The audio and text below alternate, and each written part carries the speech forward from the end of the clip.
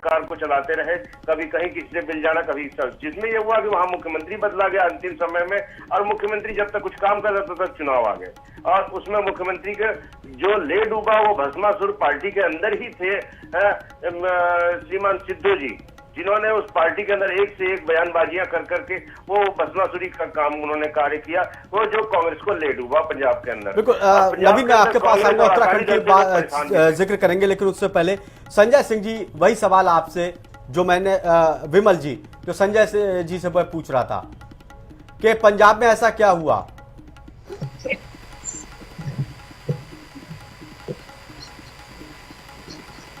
विमल जी सुन पा रहे हैं?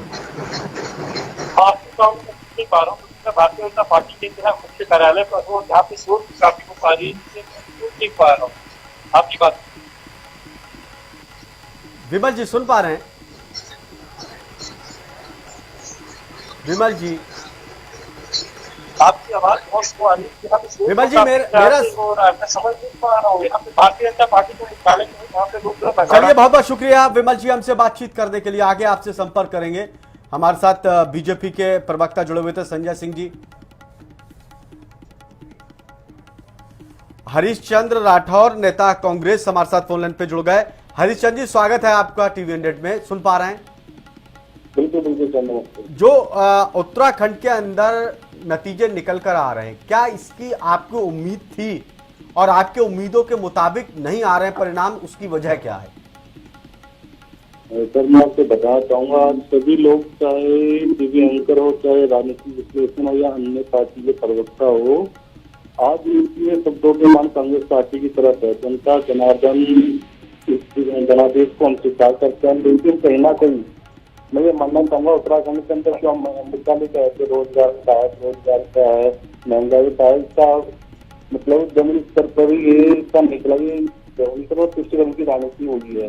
मैं तो कहूँगा जब उत्तराखंड के अंदर 3 बार मुख्यमंत्री बदले थे, तो उसके बावजूद भी अगर भारतीय जनता पार्टी अगर बात जीतती है तो इस पर हम फैसले का स्वागत करते हैं। जनता जनार्दन है, जनता के आगे हम करेंगे।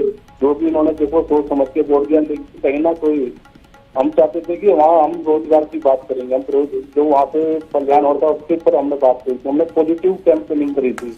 उसके बाद भी अगर ये रिजल्ट आते हैं तो आप देख ही सकते हो सर आगे। ठीक है हरीश जी, तमाम बातें कांग्रेस ने उत्तराखंड में जरूर की, लेकिन क्या वजह ऐसी रही कि उत्तराखंड में कांग्रेस जीत का दावा कर रही थी? क्या इसकी वजह ये तो नहीं कि हरीश रावत जो फ्री हैंड चाहते थे उनको समय से वो फ्री हैंड नहीं दिया गया उत्तराखंड में? हाँ बिल्कुल हो सकता है, अगर उनको चेहरा बनाते तो कहीं ना कहीं ऐसा जरूर होता है। चीज का कहीं पार्टी की भी थोड़ी कमी रही है, इसका थोड़ा हमें नुकसान तो उठाना ही पड़ा इस चीज के लिए। नहीं, नुकसान आपको उठाना पड़ा।